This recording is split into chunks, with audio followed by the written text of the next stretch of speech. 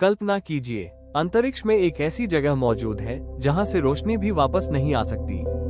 एक ऐसी जगह जहां समय धीमा पड़ जाता है और गुरुत्वाकर्षण इतना शक्तिशाली होता है कि पूरा का पूरा तारा भी उसमें समा सकता है।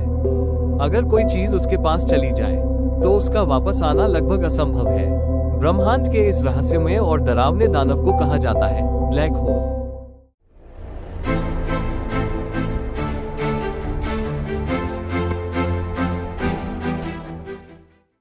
चैप्टर 1, ब्लैक होल कैसे बनते हैं। ब्लैक होल की शुरुआत होती है एक विशाल तारे की मौत से।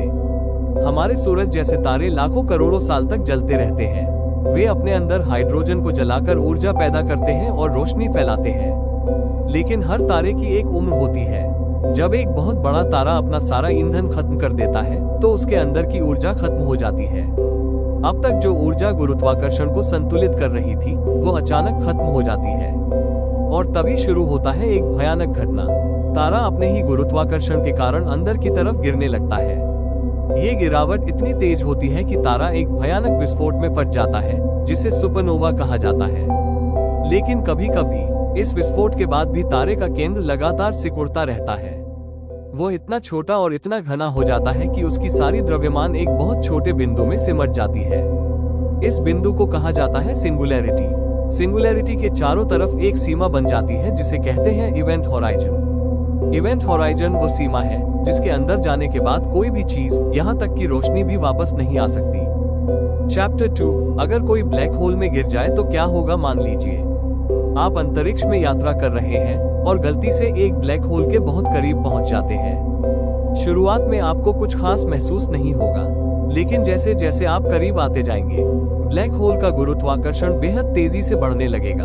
आपके पैरों पर लगने वाला गुरुत्वाकर्षण आपके सिर से ज्यादा होगा। इसका मतलब आपका शरीर धीरे धीरे खींचना शुरू हो जाएगा। आप लंबे होते जाएंगे और पतले भी। वैज्ञानिक इस प्रक्रिया को कहते हैं स्पेगेटिफिकेशन। लेकिन यहीं पर कहानी खत्म नहीं होती। ब्लैक होल के पास समय भी अजीब तरीके से व्यवहार करता है।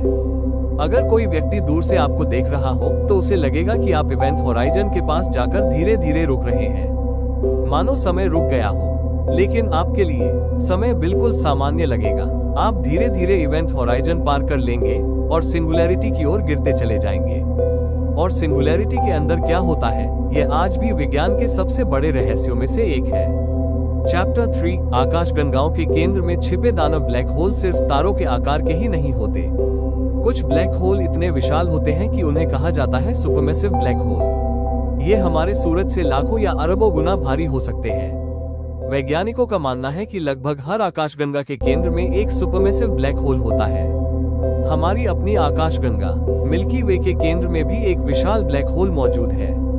इसे कहा जाता है सैजिटेरियस स्टार। ये ब्लैक होल लाखों तारों की गति को नियंत्रित करता है।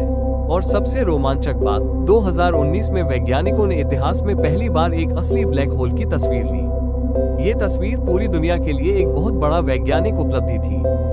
ब्लैक होल सिर्फ डरावने नहीं हैं, वे ब्रह्मांड के सबसे बड़े रहस्यों की चाबी भी हो सकते हैं। वे हमें बताते हैं कि स्पेस और टाइम वास्तव में कैसे काम करते हैं। शायद एक दिन ब्लैक होल को समझकर हम ब्रह्मांड के सबसे गहरे रहस्यों को भी समझ पाएंगे।